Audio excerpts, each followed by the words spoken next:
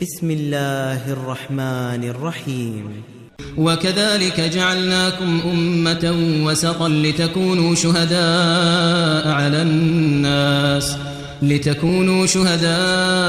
على الناس ويكون الرسول عليكم شهيدا. ہم نے اسی طرح تمہیں افضل امت بنایا ہے تاکہ تم لوگوں پر گواہ ہو جاؤ اور رسول تم پر گواہ ہو جائے. اسلام ہمارا ہے، ہم ہیں پاسباں اس کے. اسلام ہمارا ہے، ہم ہیں پاسباں اس کے. یہی دین پیارا. ان الحمد للہ نحمده ونستعینه ونستغفره ونؤمن به ونتوکل علیہ ونعوذ باللہ من شرور انفسنا ومن سیئات اعمالنا. من يهده الله فلا مضل له ومن يضلل فلا هادي له واشهد ان لا اله الا الله وحده لا شريك له واشهد ان محمدا عبده ورسوله. اما بعد فان خير الحديث كتاب الله وخير الهدي هدي محمد صلى الله عليه وسلم وشر الأمور محدثاتها وكل محدثة بدعة وكل بدعة ضلالة وكل ضلالة في النار.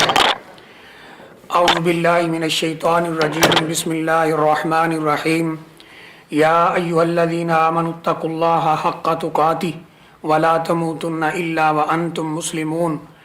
يا أيها الذين آمنوا اتقوا الله وقولوا قولا سديدا يصلح لكم أعمالكم ويغفر لكم ذنوبكم ومن يطع الله ورسوله فقد فاز فوزا عظيما. قال الله تعالى وكذلك جعلناكم أمة وسطا لتكونوا شهداء على الناس ويكون الرسول عليكم شهيدا. وقال النبي صلى الله عليه وآله وسلم خير الأمور أوسطها أو كما قال عليه الصلاة والسلام. انتہائی قابل قدر مشائخ اعظام اور انتہائی معزز بھائیوں، سب سے پہلی گزارش تو یہ ہے کہ یقین کریں کہ ان مشائخ کے ہوتے ہوئے شیخ عبدالقدوس حافظہ اللہ، شیخ محمد الیاس حافظہ اللہ، اللہ تعالیٰ ان کے علم عمل عمر میں برکت دے. ان لوگوں کے ہوتے ہوئے ہم جیسے لوگوں کا گفتگو کرنا یہ بڑا عجیب سا لگتا ہے، لیکن وہ عربی کا ایک مقولہ ہے کہ الامر فوق الادب، کہ حکم ادب سے آگے ہوتا ہے، اس کے تحت حاضر ہو جاتے ہیں. اللہ سے دعا ہے کہ اللہ تعالیٰ قرآن و حدیث کی روشنی میں صحیح صحیح بات کرنے کی توفیق عطا فرمائے. پھر ہمارے محترم شیخ طاہر صاحب بھی عجیب تعارف کرا دیتے ہیں، مشہور و معروف. اللہ معاف کرے کو بس یہ ہماری دعا ہونی چاہیے. ویسے تو ماشاءاللہ اگر مجھ سے پوچھیں تو ہمارے اردو دان طبقے میں دو ہی دائی مشہور ہیں، ایک سید توصیف الرحمان شاہ صاحب اور ایک سید معراج ربانی صاحب، جو لوگوں میں مشہور ہے. میں لوگوں کی بات کر رہا ہوں. آپ کسی بڑے عالم کا نام لے کر پوچھے تو ہم نہیں جانتے. جی معراج ربانی صاحب کو جانتے؟ ہاں ان کو تو جانتے. تو خیر اللہ تعالیٰ یہ کوشش جو تھوڑی بہت ہوتی ہے اپنی بارگاہ میں قبول فرما لے. اللہ تعالیٰ نے ان دو سیدوں سے بہت کام لیا ہے، اگرچہ لوگوں کو اب کام جو نظر آتا ہے وہ سامنے، لیکن پیچھے تربیت کرنے والے کتنے ہیں وہ اللہ ہی بہتر جانتا ہے. تو خیر اللہ ہم سے بھی دین کا کام لے اور اپنی بارگاہ میں قبول فرمائے. مجھے شیخ صاحب کا حکم ہے کہ 1 گھنٹہ گفتگو کرنی ہے، لیکن ابھی 9 بج رہے ہیں. میں کوشش کروں گا کہ آپ کی تھکاوٹ کا خیال رکھوں اور بات مختصر کروں. دیکھیے میرے ذمہ جو عنوان دیا گیا وہ یہ ہے کہ اعتدال کیا ہے، میانہ روی، اعتدال، الوسطیہ، یہ کیا ہے. دیکھیے ایک لفظ بولا جاتا ہے افراط اور تفریط. افراط اور تفریط اس کا معنی ہوتا ہے کمی اور زیادتی. کسی بھی کام میں، وہ دین کا ہو یا کوئی اور ہو، اس میں انسان اتنا آگے نکل جائے، اتنا فارورڈ ہو جائے کہ اس میں زیادتی کر دے تو یہ بھی غلط ہے، اور اتنا سست ہو جائے کہ اس میں کمی کر دے تو یہ بھی بالکل غلط ہے. اس لیے نبی اکرم صلی اللہ علیہ وسلم نے عام امور کے متعلق فرمایا ہے خیر الامور اوسطها، بہترین کام درمیانے کام ہیں، اور اللہ تعالیٰ نے اس امت کو بھی درمیانی امت کہا ہے۔ وَكَذَلِكَ جَعَلْنَاكُمْ أُمَّةً وَسَطًا لِتَكُونُوا شُهَدَاءَ عَلَى النَّاسِ، کہ تم ایک درمیانی امت ہو۔ میں جس طرح موضوع اختیار کر کے آیا تھا، میں تھوڑا اس سے اب ہٹ کے عرض کروں گا کہ دیکھیے یہ درمیانی راہ جو ہے اسی کے اندر ہی کامیابی ہے، درمیانہ منہج، درمیانہ رستہ، الوسطیہ، اعتدال، اسی کے اندر ہی نجات ہے۔ جس نے بھی اس سے ہٹنے کی کوشش کی ہے، افراط میں گیا ہے یا تفریط میں، وہ تباہ و برباد ہو گیا ہے۔ اس کے سب سے پہلی مثال سیدنا علی رضی اللہ تعالیٰ عنہ کے دور سے ملتی ہے، معروف مشہور مثال ہے، اہل علم اور علم سے تعلق رکھنے والے اس کو اچھی طرح جانتے ہیں۔ جب سیدنا علی رضی اللہ تعالیٰ عنہ کے درمیان اور سیدنا امیر معاویہ رضی اللہ تعالیٰ عنہ کے درمیان خون عثمان رضی اللہ تعالیٰ عنہ بے اختلاف ہوا، اور وہ اختلاف الحمدللہ بڑے اچھے طریقے کے ساتھ ختم ہو گیا۔ حضرت امیر معاویہ رضی اللہ تعالیٰ عنہ کی فوج سے عمرو بن عاص رضی اللہ تعالیٰ عنہ اور سیدنا علی رضی اللہ تعالیٰ عنہ کی فوج سے ابو موسیٰ اشعری رضی اللہ تعالیٰ عنہ حکم مقرر ہوئے کہ جو یہ فیصلہ کر دیں ہمیں قبول ہوگا۔ تو یہ بات بعض لوگوں کو پسند نہیں آئی، یہ بات تو لمبی ہے۔ انہوں نے کہا کہ یہ حکم کیسے ہو گئے؟ قرآن میں تو آتا ہے ان الحکم الا للہ، حکم اللہ کا ہے، تو اللہ کا حکم چلنا چاہیے۔ ابو موسیٰ اشعری رضی اللہ تعالیٰ عنہ اور عمرو بن عاص رضی اللہ تعالیٰ عنہ کا حکم کیوں چلے؟ تو یہاں سے دو گروہ بن گئے۔ ایک سیدنا علی رضی اللہ تعالیٰ عنہ کی محبت میں اتنا آگے چلا گیا کہ وہ بھی گمراہ ہو گئے، اور ایک نفرت میں اتنا آگے چلا گیا کہ وہ بھی گمراہ ہو گئے۔ ایک نے سیدنا علی رضی اللہ تعالیٰ عنہ کو نعوذ باللہ ثم نعوذ باللہ نقل کفر نباشت کافر تک قرار دے دیا، اور ایک نے سیدنا علی رضی اللہ تعالیٰ عنہ کو سجدہ ہی کر دیا۔ تو یہ دونوں طریقے غلط ہیں، ایک محبت میں گمراہ ہوا اور ایک نفرت میں گمراہ ہو گیا۔ تو اس لیے جو درمیانہ رستہ ہے وہی کامیابی کا رستہ ہے۔ یہ درمیانہ رستہ، یہ اعتدال، میانہ روی ہے کیا چیز؟ اس کے عناصر کیا ہے؟ کیسے بنتی ہے؟ کیسے سامنے آتی ہے؟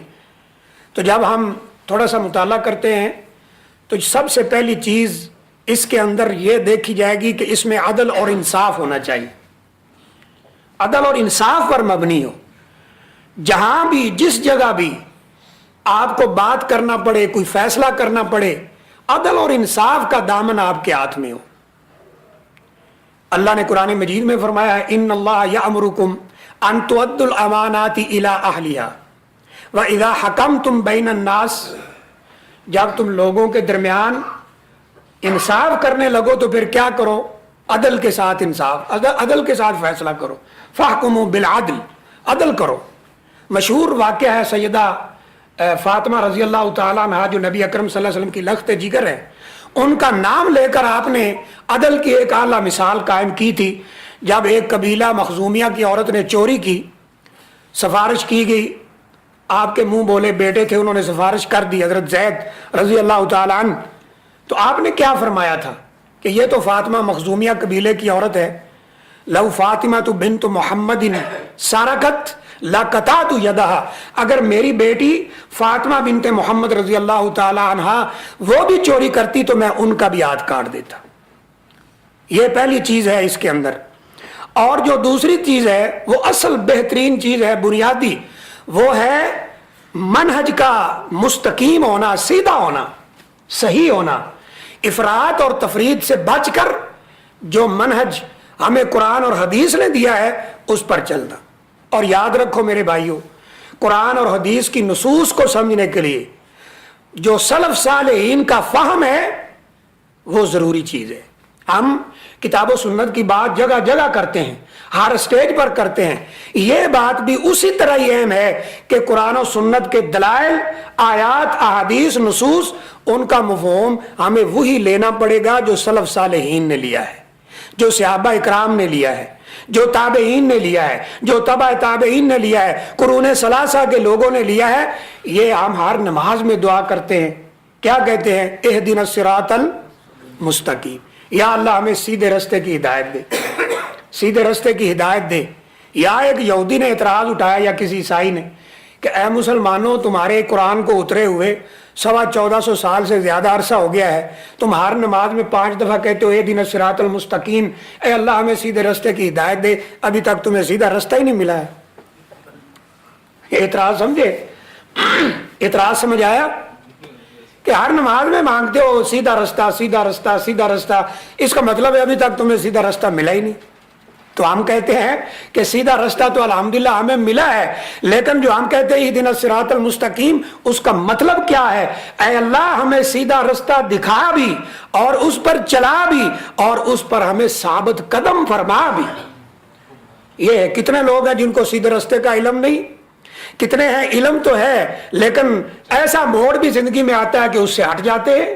کتنے ہیں کہ وہ سیدھے رستے پہ ہیں لیکن وہ اس پہ استقامت اختیار نہیں کرتے. اس لیے قرآن کیا فرماتا ہے؟ وَأَنَّ هَذَا صِرَاطِي مُسْتَقِيمًا فَاتَّبِعُوهُ وَلَا تَتَّبِعُوا السُّبُلَ فَتَفَرَّقَ بِكُمْ عَنْ سَبِيلِهِ.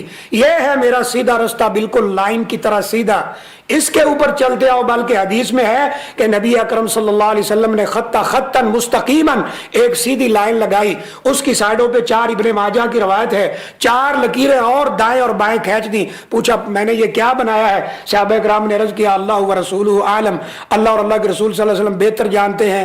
آپ نے فرمایا کہ یہ جو میں نے سیدھا لائن لگائی ہے نا، یہ دین کا سیدھا رستہ ہے، اور جو سائڈوں پہ لگائی ہیں یہ شیطان کے رستے ہیں. ہر رستے کے سرے پر شیطان بیٹھا ہے، لوگوں کو اپنی طرف بلاتا ہے. جو بھی ان رستوں پر چلے گا گمراہ ہو جائے گا، جو سیدھا چلتا ہے سیدھا جنت کے اندر چلا جائے گا. یہ سیدھا رستہ ہے، اور یہ رستہ دلیل والا ہے.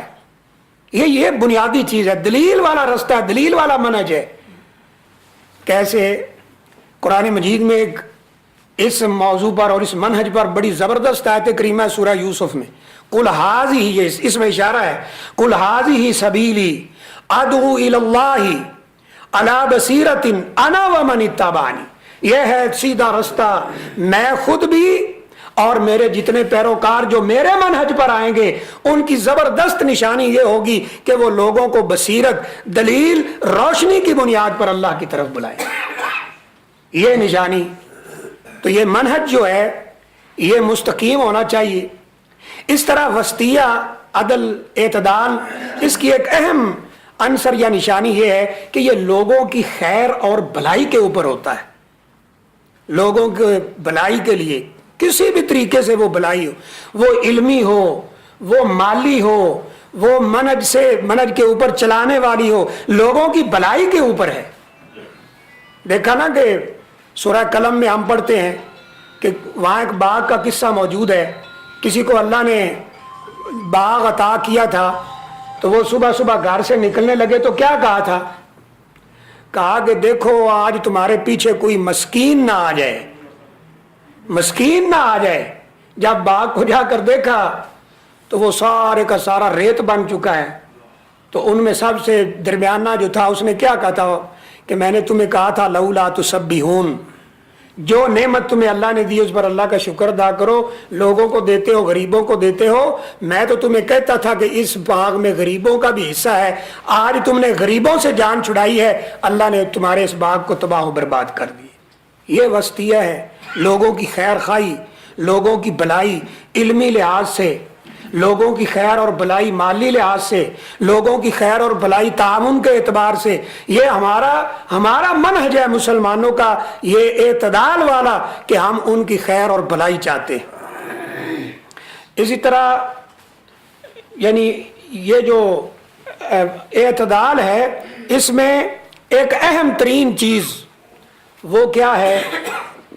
فکری، امن فکری اسے کہا جاتا ہے عربی زبان میں. امن فکری وہ کیا ہے کہ انسان دین کو اس نہج پر سمجھے اور دلائل کو ان نہج پر سمجھے کہ اسے فکری طور پر امن حاصل ہو. ایک امن یہ ظاہری ہے، سعودی عرب میں جی ڈاکہ نہیں پڑ سکتا یا جو بھی ہے، اللہ تعالیٰ یہاں بھی حفاظت فرمائے. اب یہاں کے حالات بھی چینج ہو رہے. تو یہ ایک ظاہری امن ہے. ایک امن فکری ہوتا ہے, منہج کا, سوچ کا, فکر کا. کتنے لوگ آپ نے دیکھا وہ فکری طور پر گمراہ ہو گئے, منہجی طور پر گمراہ ہو گئے. اپنے حساب سے وہ نیکی کرنے کی کوشش کر رہے ہیں لیکن دین کا نقصان کر رہے ہیں. اس کی ایک چھوٹی سی مثال میں دیتا ہوں. پاکستان میں آرمی کا ایک سکول تھا, اس میں حملہ کر دیا دہشت گردوں نے, کافی سارے بچوں کو مار دیا. اب بعد میں اخبارات میں, میڈیا میں دعویٰ کیا گیا کہ ہم نے جہاد کیا ہے. ہم نے, میری باتیں سمجھ رہے بھائی, جہاد کیا ہے. اب اگر ان کے پاس ایک فکری امن ہوتا, منہجی امن ہوتا, تو انہیں پتہ چلتا کہ نبی اکرم صلی اللہ علیہ وسلم نے تو جنگ کے دوران بھی, فتح مکہ ہو یا کوئی جنگ بدر ہو یا کوئی بھی جنگ ہو, خیبر کی جنگ ہو, ہر جنگ میں, ہر غزوہ میں آپ نے یہ ارشاد فرمایا تھا کہ اگر تم لڑ رہے ہو, دشمن تمہیں مار رہا ہو, تم ان کو مار رہے ہو, تمہارے سامنے بچہ آ جائے تو اپنے ہاتھ کو روک, کفو ایدیکم, اپنا ہاتھ روک لو. اب اگر یہ اس امن کو سمجھتے ہوتے تو یہ اپنے آرڈر دینے والوں کو کہتے کہ ہمارے پیغمبر نے تو جنگ کے اندر بھی جب دشمن ہمیں مار رہا ہو اس وقت بھی عورت پہ ہاتھ اٹھانے کا, یا بچے پہ ہاتھ اٹھانے کا, یا بوڑھے پہ ہاتھ اٹھانے کا حکم نہیں دیا, آپ نے روکا ہے. آپ ہمیں ان بچوں کو مارنے کا کیوں حکم دے رہے ہیں؟ لیکن یہ فکری گمراہی تھی جس کی بنیاد پر ایسی چیزوں نے جنم لیا ہے. بہت حالات خراب ہوئے. اب وہ ڈیٹیل میں جانے کا وہ وقت نہیں ہے. اس میں ایک اہم چیز جو ہوتی ہے میرے بھائیوں, وہ ہے کہ اس میں اجتماعیت ہے. ہماری اس وسطیت کا مطلب اجتماعیت ہے, پیار اور محبت ہے, آپس میں اتفاق ہے. انما المؤمنون اخوہ, مومن آپس میں بھائی بھائی ہیں. اگر کوئی جھگڑا وغیرہ ہو بھی جائے تو کیا کرو, فاصلحوا بین اخویکم, اپنے بھائیوں میں صلح کراؤ اور تفرقہ سے بچو. واعتصموا بحبل اللہ جمیعا ولا تفرقوا, فرقہ بازی سے بچو, اکٹھے رہو. لیکن بدقسمتی کی بات ہے کہ آج یہاں کا ماحول آپ دیکھ لیں, یہاں بہت سارا کلچ ہے اوپر ایسی چیزوں پہ. اس کے باوجود کیا کہیں گے, یہ انڈین ہے, اس کی بات نہیں سننی چاہیے, بندہ صحیح نہیں ہے, یہ پاکستانی کہہ رہے ہوں گے. اور بنگلہ دیش والے کہہ گئے, یہ پاکستان والے جو ہے نا بہت غلط لوگ ہیں, ان کی بات نہیں سننی چاہیے. وہ کہہ رہے ہوں گے یہ بنگلہ دیش والے ٹھیک نہیں ہے, انڈیا والے صحیح نہیں, فلاں فلاں. یعنی اس میں ہم تقسیم ہو کر رہ گئے. علامہ اقبال کو کہنا پڑا نا, کہیں فرقہ بندی ہے اور کہیں ذاتیں ہیں. کیا زمانے میں پنپنے کی یہی باتیں ہیں؟ کہیں فرقہ بندی کا روگ لگا ہوا ہے, کہیں ذات پات کا روگ لگا ہوا ہے. مجھے بتاؤ, زمانے میں اوپر اٹھنے کے لیے, تمہاری نشاط ثانیہ کے لیے, ترقی کے لیے, ایسی چیزوں سے تم ترقی کرو گے؟ کبھی بھی ایسی چیزوں سے تم ترقی نہیں کر سکتے. پھر ایک یعنی اہم ترین بات اس میں ہماری جو وسطیت ہے, اس میں عدل و انصاف والی, مساوات والی, سب برابر ہیں. ہم نبی صلی اللہ علیہ وسلم کا یہ فرمان تو سنتے ہیں, کسی اجمی کو کسی عربی پر فضیلت حاصل نہیں, کسی اجمی کو عربی پر فضیلت حاصل نہیں, کسی گورے کو کالے پر, کسی کالے کو. یقین کریں جب ہم وہاں پاکستان میں پڑھتے تھے تو نبی اکرم صلی اللہ علیہ وآلہ وسلم کے جو وصایا ہیں, حج سے لے کر, ایک ہی آپ نے حج کی حجۃ الوداع کے نام سے مشہور ہے, تب سے لے کر آپ کی زندگی کے جو آخری, اس پہ جب ہم نے پڑھنا شروع کیا تو دو چیزوں پہ بہت زور دیکھا نبی اکرم صلی اللہ علیہ وسلم نے, الصلاۃ الصلاۃ الصلاۃ, نماز نماز نماز. وما ملکت ایمانکم وما ملکت ایمانکم, جو تمہارے خادم ہیں, تمہارے انڈر ہیں. وہ ایک ساتھی نے سوال کر دیا کہ استاد صاحب یہ نماز تو سمجھ آتی ہے, ایک بہت بڑی اہم چیز ہے, تو یہ کیا ہے کہ تمہارے انڈر ہیں, یہ وہ ہے. تو انہوں نے کہا یہ تمہیں وہاں جا کے پتہ چلے گا. اگر عربوں میں گئے نا, وہاں جا کے پتہ چلے گا کہ عرب اور عجم کا کیا فرق ہے. وہ یہاں آ کے ہم نے دیکھا. تو یہ تو تھوڑا سا میں نے خلاصہ عرض کر دیا ہے. اب یہ ہے کہ ہم چند مظاہر اس وسطیت کے دیکھتے ہیں. سب سے پہلے ہم بات شروع کرتے ہیں تبلیغ سے, دعویٰ سے, کیونکہ یہ ہمارا فیلڈ ہے. ہمارا دعوت کا میدان, ہماری تبلیغ یہ اعتدال والی ہے. کیسے؟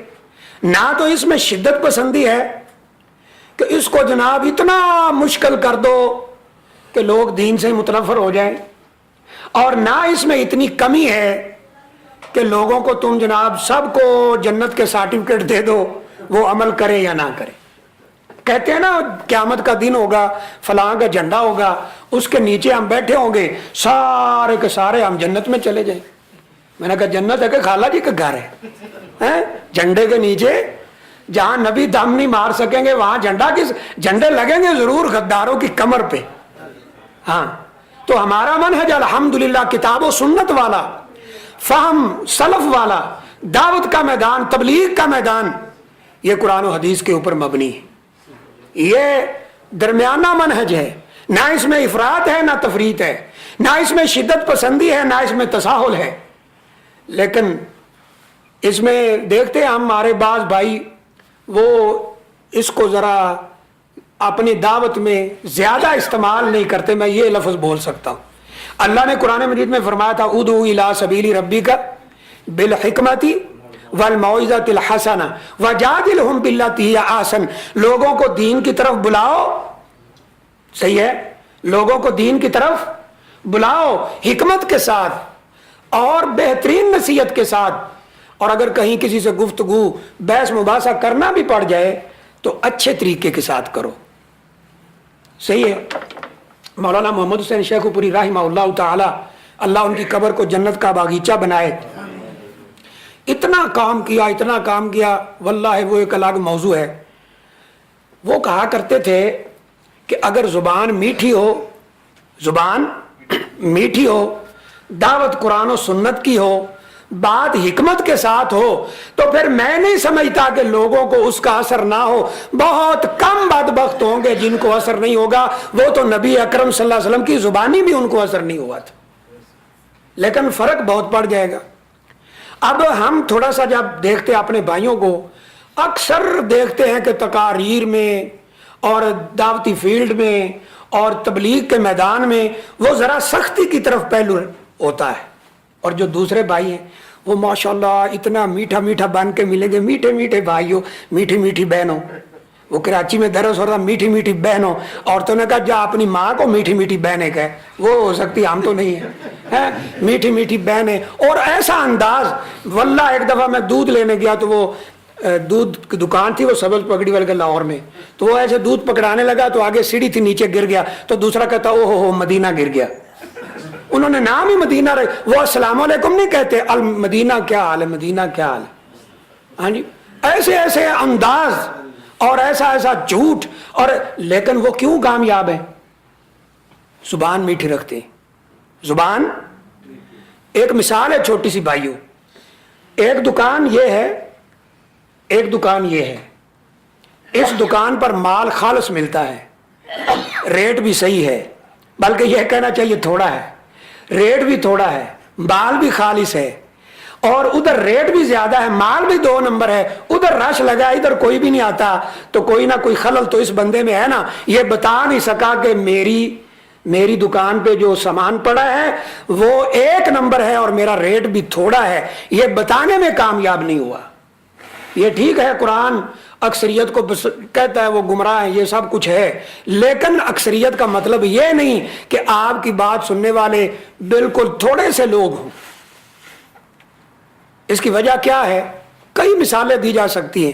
مجھے ہمارے ایک بزرگ ہیں، انہوں نے بتایا کہ جب میں نے خطبہ نیا شروع کیا تو سارے خطبے ہی جہنم پہ، جو خطبہ آتا ہے سب کو جہنم میں پہنچا کے دم لیتا تھا میں. اور تم یہ کرتے ہو، یہ ہو جائے گا، اللہ تمہیں وہاں پھینک دے گا، نچلی وادی میں، اوپر والی وادی میں، درمیان والی. کہتے جب میں نے کوئی 8-10 جمعے پڑھائے نا تو ایک بزرگ تھے، وہ میرے پاس آ کے بیٹھ گئے. کہتے مولانا صاحب اللہ نے صرف جہنم بنایا کہ جنت بھی بنائی ہے؟ جنت بھی ہے اوپر؟ کہا جی بالکل ہے. تو کہا اللہ کے لیے کسی کو جنت میں بھی پہنچا دو، کوئی بندے چھوڑ دو جنت کے لیے. تو یہ جو ہے نا، ہمارے ایک ساتھی ہیں، میں نام کسی کا نہیں لیتا، ریکارڈنگ ہو رہی، وہ اسٹیج پہ جمعہ پڑھا رہے ہیں. یہ حکمت کی بات ہے نا. کہتے ہیں یہ لوگ نبی صلی اللہ علیہ وسلم کو اللہ کا نور کہتے ہیں، نور من نور اللہ.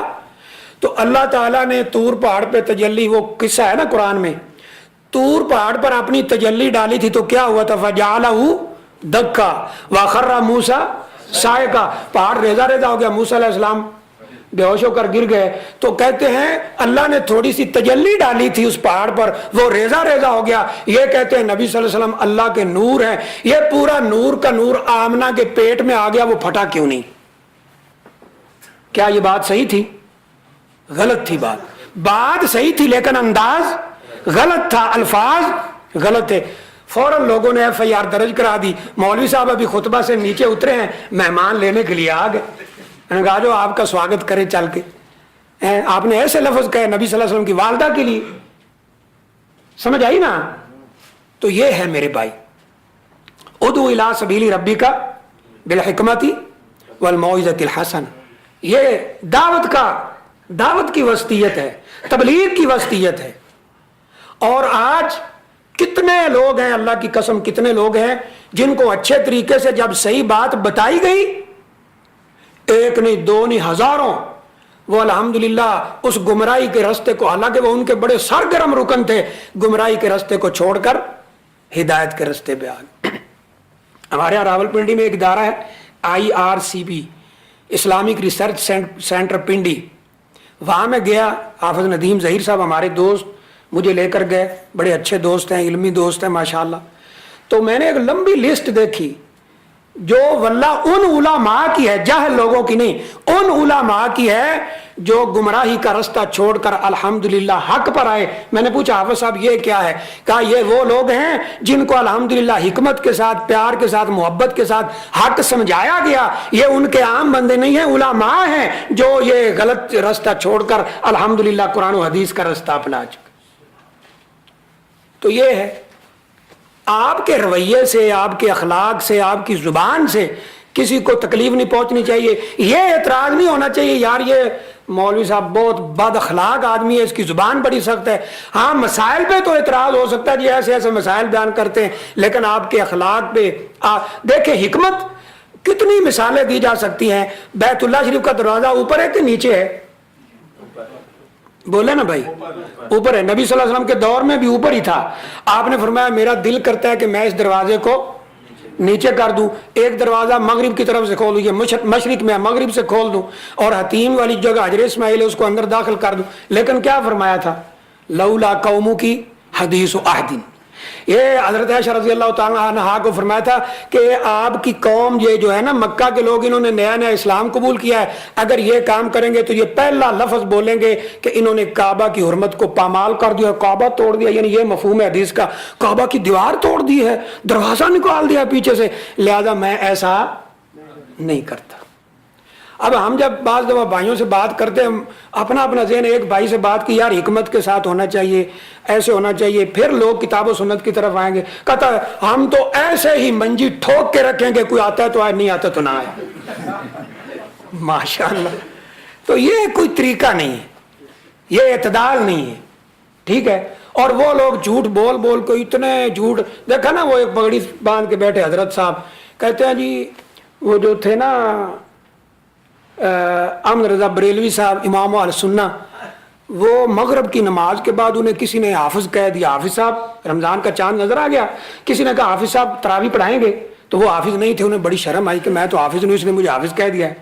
تو جلدی جلدی گھر گئے، چاند نظر آ چکا تھا، گھر گئے قرآن کھولا، پہلا سپارہ یاد کیا اور تراویحوں میں سنا دیا. پھر دوسرے دن سارا دن کچھ یاد نہیں کیا، روزہ افطار کیا، کھانا کھایا، اس کے بعد دوسرا پارہ یاد کیا. یعنی 10-15 منٹ بچتے ہیں، اس میں دوسرا تیسرا 30 پارے. وہ جو انٹرویو لے رہا ہے نا، وہ اس کو کہتا ہے، وہ جس کا انٹرویو ہو رہا ہے اس کو کہتا ہے پاپا جی، پاپا جانی، کراچی کے سمجھ گیا نا آپ. کہتے ہیں پاپا جانی یہ بات عقل میں نہیں آ رہی کہ اتنی جلدی. وہ کہتا ہے عقل میں میرے بھی نہیں آئی تھی، میں ایک اور تمہیں بات سناتا ہوں پھر تیری عقل میں آ جائے گی. کہا کیسے؟ کہا یہ تو ہے نا اتنا ٹائم انہیں مل جاتا تھا. سیدنا علی رضی اللہ تعالیٰ نے گھوڑے پہ سوار ہونے لگتے تھے نا، ایک رکاب میں پاؤں رکھتے تھے، دوسری رکاب میں پاؤں رکھنے سے پہلے پورا قرآن ہی پڑھ دیتے تھے. ماشاء اللہ. جھوٹ پہ جھوٹ. یہ ایک بھائی نے یہاں مکتب میں میرے پاس, میں نے کہا یار ادھر آؤ, تیری مہربانی ادھر تھوڑا ٹائم دو. میں مکتب میں لے گیا, حدیث کھول کے سامنے رکھی جس میں نبی صلی اللہ علیہ وسلم فرما رہے ہیں کہ اے علی رضی اللہ تعالیٰ عنہ, تم میں سے کوئی عاجز آ گیا یا کرا 10 اجزاء من القرآن, رات کو سوتے ہوئے 10 پارے پڑھے. سیدنا علی رضی اللہ تعالیٰ عنہ آگے سے کیا کہتے ہیں, میں یستطیع منا یا رسول اللہ, ہم میں سے کون طاقت رکھتا ہے سوتے وقت جب نیند آ رہی ہو تو 10 پارے پڑھے. تو نبی صلی اللہ علیہ وسلم نے فرمایا من قرأ سورۃ الاخلاص کانما قرأ 10 اجزاء من القرآن, جس نے سورہ اخلاص پڑھ لی اس نے ایسے ہے جیسے قرآن کے 10 پارے پڑھ لی. میں نے کہا یہ دیکھو حضرت علی تو معذرت کر رہے ہیں جی, ہم 10 پارے نہیں پڑھ سکتے, تو 30 پڑھا رہا ہے 1 سیکنڈ کے اندر. کہتا جی یہ حدیث ہے. تو میں نے کہا یہ تمہیں بخاری نظر نہیں آ رہی, حدیث کی کتاب نظر؟ تو پھر وہ پاپا جی ایسا کیوں بول رہے ہیں؟ میں نے کہا پھر پاپا جی سے پوچھو نا کہ یہ حدیث ایسے کہہ رہی اور آپ ایسے کہہ رہے ہیں. صرف تھوڑی سی حکمت کی ضرورت ہے اور محنت کی ضرورت ہے. اچھا پھر یہ تو ہو گیا دعوت, میں بات لمبی نہیں کرتا اس پوائنٹ پہ, آج آگے آ جائیں, بلکہ وہ اس سے پہلے ہونا چاہیے تھی, لیکن چلو عقیدے کی بات لے لیں. عقیدے میں اعتدال کیا ہے؟ ماشاءاللہ اس میں اللہ کی مرضی ہے, اتنے لوگ گمراہ ہوئے اس عقیدے کے باب میں. کوئی جناب افراط میں چلے گئے, کوئی تفریط میں چلے گئے. بات تو لمبی ہے لیکن مثال ایک لے لیتے ہیں. اللہ تعالیٰ کی جو صفات قرآن اور حدیث میں ذکر ہوئی ہیں, ہاتھ کا ذکر ہوا, چہرے کا ذکر ہوا, اس طرح آنکھوں کا ذکر ہوا, حدیث شریف میں ہاتھوں کا ذکر ہوا, انگلیوں کا ذکر ہوا. مشائخ موجود ہیں, آپ پوچھ سکتے ہیں, میں ڈیٹیل میں نہیں جاتا. نبی اکرم صلی اللہ علیہ وسلم نے ذکر فرمایا یوم یکشف عن ساق, جس دن پنڈلی سے کپڑا ہٹایا جائے گا. یہ ساری چیزیں قرآن میں موجود ہیں. ہاتھ کا ذکر ہے, پنڈلی کا ذکر ہے, چہرے کا ذکر ہے, حدیث شریف میں انگلیوں کا ذکر ہے, قدم کا ذکر ہے. ایسے ہی ہے کہ نہیں؟ اب اللہ کی یہ صفات, ایک گروہ تو جناب اتنا وہ شدت میں آگے نکل گیا کہ انہوں نے انکار ہی کر دیا. معتزلہ وغیرہ انکار کر دیا کہ نہیں جی اللہ کی صفات ہم مان ہی نہیں سکتے. کیوں نہیں مان سکتے؟ اللہ کی صفات مانے تو وہ انسان کی صفات کے مشابہ ہوتی ہیں, لہذا مشابہت سے بچنے کے لیے انہوں نے تعطیل کر دی, انکار ہی کر دیا, ہم نہیں مانتے. اچھا بھائی قرآن میں جو ہاتھ کا ذکر ہوا ہے تو اس سے پھر کیا مراد ہے؟ اس سے مراد جی طاقت اور قدرت ہے. اچھا جی قرآن میں وجہ چہرے کا ذکر ہوا ہے, اس سے کیا مراد ہے؟ اس سے مراد جی اللہ کی خوشنودی ہے. اللہ اکبر. نبی صلی اللہ علیہ وسلم, صحابہ اکرام, تابعین, تبع تابعین, ائمہ اکرام, چاروں ائمہ جو مشہور ہیں, سب کے منہج سے ہٹ کر یہ بات کی. فقہ الاکبر میں ہے نا, وَلَهُ وَجْهٌ وَيَدٌ, اللہ کا ہاتھ ہے, چہرہ ہے, اور لیس المراد منہ القوہ, ہاتھ سے مراد قوت نہیں ہے. جس نے یہ کہا اس نے بالکل غلط کہا. اگر یہ کتاب امام صاحب کی طرف صحیح منسوب ہو تو پھر یہ ان کا قول ہے, لیکن وہ نہیں ماننے گے, انکار کر دیا. ہاں جی, اشاعرہ آئے, ماتریدیہ آئے, 7 صفات کو ہم مانتے ہیں جی جو ذات کے لیے ٹھیک ہوتی ہیں, باقی کو نہیں مانتے. ان کے مقابلے میں دوسرے آ گئے, انہوں نے کہا ہم مانتے تو ہیں لیکن بالکل ایسے ہی مانتے ہیں جیسے انسان کی ہوتی. تو یہاں بھی درمیانہ رستہ رکھا گیا. درمیانہ اعتدال کیا ہے؟ یہ بات سمجھنے والی ہے کہ ہم قرآن اور حدیث میں جو اللہ تعالیٰ کی صفات ذکر ہیں ان الفاظ کو حقیقی معنوں میں لیتے ہیں, لیکن اس کی کیفیت وہ اللہ تعالیٰ کے سپرد کرتے. امام مالک رحمہ اللہ کا مشہور قول ہے نا الاستواء کے بارے میں, الاستواء معلوم والکیف مجہول والایمان بہ واجب والسؤال عنہ بدعۃ. تو یہ ساری اللہ کی صفات کے بارے میں منہج اعتدال یہ ہے کہ اللہ کی صفات جو قرآن حدیث میں ذکر ہیں ہم اصلی معنوں میں لیتے ہیں.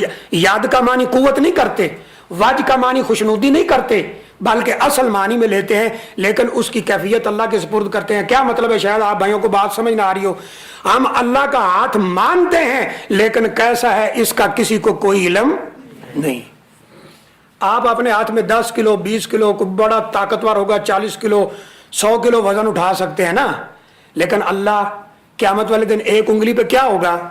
زمین, ایک پہ آسمان, ایک پہ درخت, ایک پہ پہاڑ, ایک پہ یہ سمندر, اور ایسے اللہ ہلاتے ہوں گے. لمن الملک اليوم, یہ اللہ کا ہاتھ ہے جیسے اس کی شان کو لائق ہے.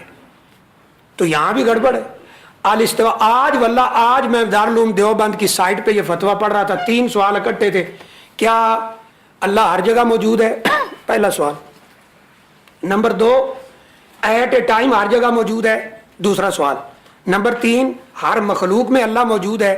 تو جواب یہی دیا گیا سائٹ پر بڑا مختصر، ہاں اللہ ہر جگہ موجود ہے، ہر وقت ہر جگہ ایک ہی وقت میں موجود ہے اور ہر مخلوق کے اندر موجود ہے. اللہ اکبر. تو یہ دیکھا نا، یہ عقیدے قوال بھی بیان کرتے ہیں کہ نہیں کرتے؟ مسجد ڈا دے مندر ڈا دے، یہ پنجابی زبان ہے. مسجد ڈا دے مندر ڈا دے جو کچھ ٹہندا، ایک بندے دا دل نہ ڈائی، رب دلاں وچ رہندا. مسجد گرانا چاہتے ہو تو گرا دو، مندر گرانا چاہتے ہو تو گرا دو، لیکن بندے کا دل نہیں توڑنا، کیونکہ یہاں اندر اللہ رہتا ہے. اللہ اکبر. تو یہ عقیدے کا جو منہج ہے صحیح درمیان والا، وہ یہی ہے کہ ہم اللہ کی صفات کو مانتے ہیں جیسے قرآن میں ذکر ہیں، جیسے حدیث میں ذکر ہیں، لیکن ان کی کیفیت ہم اللہ کے سپرد کرتے ہیں. آگے ہم اعتدال دیکھتے ہیں عبادات میں.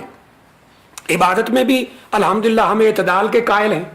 مشہور واقعہ ہے نبی کریم صلی اللہ علیہ وسلم کے، جا ثلاثۃ رات الی بعض بیوت ازواج النبی صلی اللہ علیہ وسلم، نبی صلی اللہ علیہ وسلم کے ازواج مطہرات کے پاس 3 لوگ آئے، کسی بیوی کے پاس 3 لوگ آئے اور انہوں نے سوال کیا عن عبادت ہی، بعض میں عن سر ہی، کہ رات کو آپ کیا عبادت کرتے ہیں؟ انہوں نے بتایا اتنی عبادت کرتے ہیں. تو انہوں نے کہا اینا نحن من رسول اللہ صلی اللہ علیہ وسلم. یہ اس حدیث پہ غور کیجئے گا. انہوں نے کہا کہاں رسول اللہ صلی اللہ علیہ وسلم اور کہاں ہم؟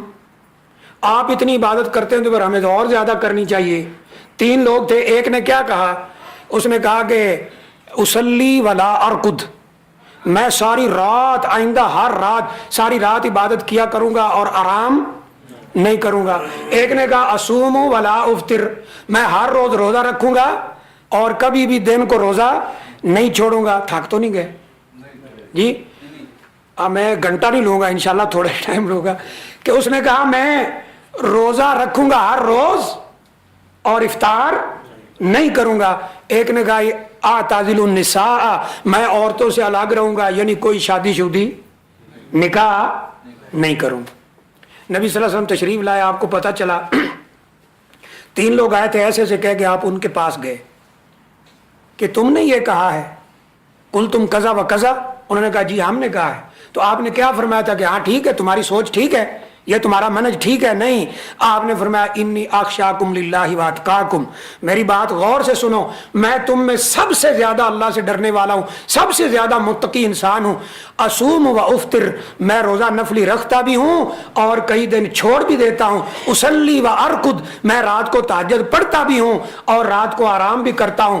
واتزوج النساء، میں نے کئی عورتوں سے شادی کر رکھی ہے. فمن راغب عن سنتی فلیس منی، جس نے میری سنت سے اعراض کیا، منہ موڑا، اس کا میرے ساتھ کوئی تعلق نہیں، کوئی تعلق میرے ساتھ.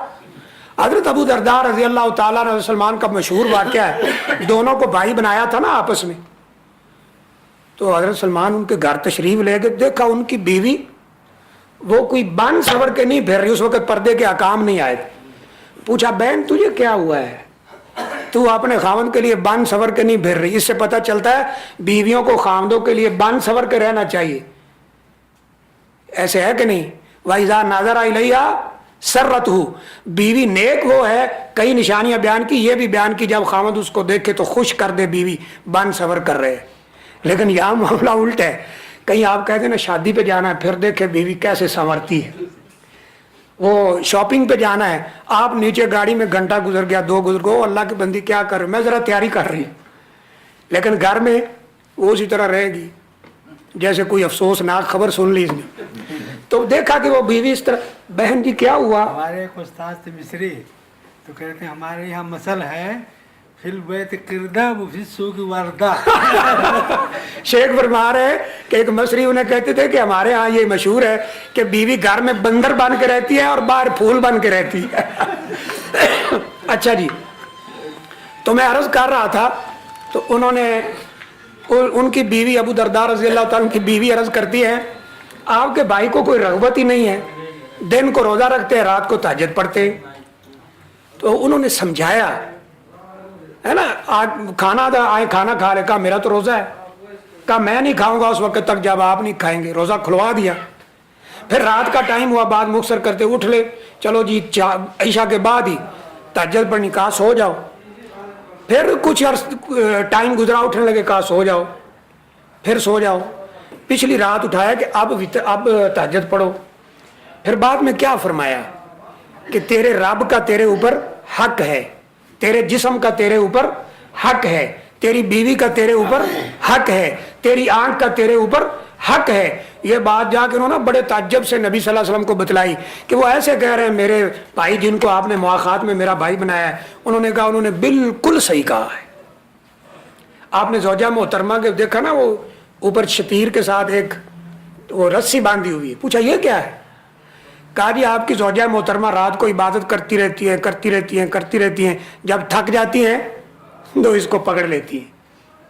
آپ نے اتار کر پھینک دی. ام المومنین جویریہ رضی اللہ تعالیٰ عنہ کے بارے میں آتا ہے, وہ ذکر اذکار کر رہی تھی, فجر کی نماز کے بعد بیٹھی رہی مصلی پہ, ذکر اذکار کرتی رہی اشراق سارا ٹائم. بعد میں کہیں نبی صلی اللہ علیہ وسلم آئے تو وہ اسی طرح بیٹھی تھی. آپ نے فرمایا کہ ما زلتی علی مصلی کی, یا اس طرح کے لفظ ہے کہ ابھی تک تو آپ نے مصلی پہ بیٹھی ہے. کہا جی. کہا اتنا لمبا تھکاوٹ والا ذکر اذکار, اس سے بہتر میں صرف 4 کلمے میں نے کہے ہیں, وہ تیری اس عبادت سے کہیں زیادہ ہے. ٹھیک ہے نا؟ سبحان اللہ وبحمدہ عدد خلقہ ورضا نفسہ وزینۃ عرشہ ومداد کلماتہ. 4. تو اس لیے یہ اب ہم دیکھتے ہیں, ذرا 1-2 مثالیں اس وقت کی بھی لے لیں. واللہ ہے میں نے اپنی یعنی زندگی میں کئی ایسی چیزیں دیکھی, سن کے تعجب ہوتا ہے. ابھی ایک ساتھی آتے تھے مکتب میں, وضو کر رہے ہیں, دیکھے ہاتھ دھو رہے, رگڑ رہے ہیں. وہ میں نے پہلے غور نہیں کیا. ہمارے ایک سوڈانی ڈرائیور ہیں تو مجھے کہتے ہیں محمد اختر تال نام, شوف هذا پاکستانی. کیا ہوا ہے؟ کہتا ہے دیکھو کتنی دفعہ ہاتھ دھوتا ہے, ایسے کیے جا رہا ہے. پھر اس کو شک پڑتا ہے کہ نہیں ہاتھ صحیح نہیں دھوئے گے, دوبارہ شروع کر دیتا ہے. نواب صدیق الحسن خان رحمہ اللہ تعالیٰ نے روضۃ الندیہ میں لکھا ہے, بعض لوگ اتنے شک میں پڑ جاتے ہیں کہ وہ یہ جو سلوٹیں ہوتی ہیں نا, یہ سمجھتے ہیں سلوٹ یہ والا حصہ, یہ جو تھوڑا اس میں یہ نشان پڑتے ہیں, تو کہتے ہیں کہ وہ وضو کرتے ہوئے ان کو بھی ایسے ایسے رگڑتے ہیں کہ یہاں بھی پانی پہنچانا چاہیے. واللہ مجھے یاد ہے میں جب لاہور پڑھ رہا تھا تو ایک بھائی مجھے آ کے کہتے ہیں, اس وقت تھوڑا یہ ہوتا ہے یہ کوئی رشتوں کی تلاش ہوتی ہے, تو کہتے ہیں کہ میری بہن جو ہے نا وہ ماشاءاللہ نوجوان ہے, بہت نیک ہے, ان کے لیے ہم کوئی ساتھی ڈھونڈ رہے ہیں, کوئی رشتہ ڈھونڈ رہے ہیں, بہت نیک ہے. اب اس نے نیک ہونے کی علامت کیا بتائی؟ کہا ماشاءاللہ جب وہ وضو کرتی ہے نا تو پوری بالٹی پانی کی لگا دیتی. تو میں نے مذاق سے کہا جب وہ نہاتی ہوگی تو پھر تو ٹینک خالی ہو جاتا ہوگا. کہا ہاں جی بالکل ہو جاتا ہے. اللہ اکبر. یعنی یہ کیا ہے؟ تو عبادات کے اندر بھی ہم اعتدال کے قائل ہیں, اعتدال ہونا چاہیے. ایک بھائی کو واللہ میں نے دیکھا, بڑا مشہور نام ہے, رسالوں میں لکھتے بھی ہے, نام ذکر نہیں کرتا, پردہ رکھنا چاہیے. زور کی نماز پڑھ کے ہم بیٹھے تھے, پتہ نہیں وہ لیٹ آئے یا سنتے پڑھ رہے تھے. میں سامنے صف میں بیٹھا تھا تو میں نے کسی بھائی کو اشارہ کر بلانے کے لیے نا ایسے پیچھے دیکھا تو وہ پیچھے سنتے پڑھ رہے تھے. میں منظر دیکھ کے حیران ہو گیا کہ وہ ہاتھ اٹھا رہے ہیں تو وہ ایسے دونوں ہاتھوں کو دیکھ رہے ہیں کہ دونوں ہاتھ برابر جا رہے ہیں کہ نہیں جا رہے. یہ ریئل میں نے خود دیکھا, کوئی سنی سنائی بات نہیں, ایسے دیکھ ایسے جا رہے. اب جب ایک دفعہ دو انہیں شک پڑا کہ نہیں یہ کوئی نا ایک سوتر بھر دھاگا بھر تھوڑا اونچا ہو گیا, چھوڑ دی. پھر ایسے کوئی 5-6 دفعہ انہوں نے ایسے کیا. پھر جب وہ کامیاب ہوئے کہ نہیں اب ٹھیک اٹھ گئے ہیں, تو پھر جب ہاتھ باندھنے کی باری آئی تو کہیں سے انہوں نے سنا یا پڑھا کلائی پہ کلائی, تو ایسے وہ کھڑے نماز کے اندر ہیں تو ایسے کلائی پہ کلائی رکھ کے دیکھ رہے, او اللہ کے بندے تو اپنی نماز ہی خراب کر رہا ہے. وہ کلائی پہ کلائی نہیں ہے, پھر ایسے چھوڑ دی. تو اسلام اب یہ شدت پسندی یہ ایک طرف ہے, یہ اس سے بھی اسلام روکتا ہے. اور بعض ماشاءاللہ محمل اتنے ہیں, سستی. دیکھا نا یہ یہاں بعض لوگوں کو ہم دیکھتے ہیں وہ ہاتھ بھی پورے نہیں اڑائے, اللہ اکبر, درمیان میں کال آ جائے کہ نکال کے دیکھ لیں گے کس نے اتصال کیا ہے. ایسے ہے کہ نہیں؟ اگر کس نے مجھے کال کی. تو عبادات کے اندر بھی یہ منہج ہونا چاہیے. میرے ایک دوست ہیں واللہ ہے میں تو حیران, مجھے کہتے ہیں یار میں کمپوزنگ کا کام کرتے ہیں. یہ واقعات میں اس لیے سنا رہا ہوں کہ تھوڑی بات واضح ہو جاتی. تھک گئے بھائی بس کر دیں. ہمارے ایک دوست ہیں کمپوزنگ کا کام کرتے ہیں, یہ کتب بکس. ایک دن مجھے کہتے ہیں کہ یار میرے پاس کام نہیں آتا, میں بہت پریشان ہوں, یہ وہ ہے. میں نے ایک کتاب کا ترجمہ کیا تھا, کوئی 500-600 صفحے کی کتاب تھی. تو میں نے کہا یار تم ایسے کرو, اس کو کمپوز کر دو. میرے پاس اس وقت کتاب نہیں تھی. میں نے کہا میں کل لے آؤں گا, آپ اس کو کمپوز کر دیں. کہا جی ٹھیک ہے. کتنے صفحوں کی ہے؟ میں نے کہا 500-600 صفحے کی کتاب ہے اور ترجمے میں کوئی 70-80 صفحے زیادہ ہو گئے. ٹھیک ہے. میں ان کی دکان پہ چلا گیا. میں نے کہا کب دکان کھلتی ہے؟ کہا 9 بجے. میں 9 بجے چلا گیا. اب ایک بندہ وہاں بیٹھا تھا جو انہی کی دکان پہ درزی کا کام کرتا تھا. میں نے کہا کدھر ہیں جی آپ صاحب؟ کہا جی آ جاتے ہیں 9:30 10 10:30 11 11:30 12 بجے وہ آئے. 7 گھر ہے اندر, یعنی باہر دکان ہے 7 گھر ہے. میں نے کہا آپ صاحب کیا ہو گیا, کدھر چلے گئے تھے؟ اب وہ بولے نہیں. میں نے کہا کہ میں 3 گھنٹے سے یہاں بیٹھا ہوں, 2 دفعہ آپ کا دروازہ کھٹکھٹایا ہے. وہ بچی چھوٹی آ کے بتاتی آ رہے ہیں. یہ کیا اندر کوئی جنگ لگی ہوئی ہے جہاں پھنسے ہوئے؟ کہتے یار اب تم بار بار پوچھ رہے ہو تو میں اصل میں نہا رہا تھا. میں نے کہا اتنا لمبا نہاتے ہیں؟ کہا نہیں, وہ اصل میں سب سے پہلے تو پورا باتھ روم دھوتا ہوں کہ مجھے شک ہوتا ہے یہ کہیں اس سے چھینٹا آئے گا تو میں پلید نہ ہو جاؤں. میں سارا باتھ روم دھوتا ہوں. میں نے کہا ماشاءاللہ. پھر کہا کہ یہ جو میرے کپڑے ہوتے ہیں, پھر مجھے شک پڑتا ہے کہ جو میں نے باتھ روم دھویا ہے اب میرے کپڑے پلیت ہو گئے ہیں, اب میں کیسے پاک ہوں؟ پھر میں ان کپڑوں کو فولڈ کر کے آہستہ سے دروازہ کھول کے ان کو باہر پھینکتا ہوں. پھر اب بدن پہ ہوتا ہے کہ یہ پاک نہیں ہے. پھر میں وہ جہاں مجھے شک ہوتا ہے یہاں چھینٹے ہو سکتے ہیں اس کو میں صابن سے رگڑ کے دھوتا ہوں. کرتے بس مجھے 2.5-3 گھنٹے نہانے میں لگ جاتے ہیں. اللہ اکبر. تو یہ نہیں ہونا چاہیے. آخری بات, معاملات میں بھی, یہ کبھی پھر موضوع انشاءاللہ کھول کے بیان کریں گے, معاملات میں بھی اعتدال ہونا چاہیے, افراط اور تفریط نہیں ہونی چاہیے. اللہ نے قرآن مجید میں فرمایا ہے وَجَزَاءُ سَيِّئَةٍ مِثْلُهَا, کہ برائی کا بدلہ برائی ہی ہے, لیکن فرمایا کہ اگر تم معاف کر دو تو تمہارا اجر اللہ پہ ہوگا. بخاری شریف میں آتا ہے کہ ایک جب بندہ فوت ہوا, نبی صلی اللہ علیہ وسلم نے فرمایا, اللہ نے پوچھا تو کیا کر کے آیا ہے؟ کہا یا اللہ کوئی نیکی کا کام مجھے تو سمجھ نہیں آ رہا کہ میں نے کچھ کیا ہو. کہا کوئی یاد کرو. کہا بس ایک یاد ہے کہ میں نے جن لوگوں سے کاروبار میں پیسے لینے ہوتے تھے, اگر وہ تنگ دست ہے تو میں اپنے بچوں کو کہتا تھا اس کو معاف کر دو, اور اگر وہ دے سکتا ہے تو میں انہیں کہتا تھا سختی نہ کرو. بس اسے کہو کہ ہمارا والد یا جو بھی نوکر چاکر تھے کہ پیسے ان کے لوٹا دو. اگر وہ دے دیتا تھا دے دیتا, نہیں تو میں نے کبھی سختی نہیں کی. اللہ تعالیٰ نے فرمایا تو نے لوگوں پر آسانیاں کی ہیں, میں نے تجھ پہ آسانی کی ہے, جاؤ جنت کے اندر داخل ہو جاؤ. حضرت معاذ کو کیا فرمایا تھا؟ بشرا ولا تنفرا, بشرا ولا تنفرا. اور حدیث میں آتا ہے کہ اس دین میں جس نے بھی سختی کی وہ سختی نہیں چلے گی, یہ دین اس کی سختی پر غالب آ جائے گا. تو میں اللہ سے دعا کرتا ہوں اللہ مجھے بھی آپ کو بھی عمل کی توفیق عطا فرمائے. وآخر دعوانا الحمدللہ رب العالمین.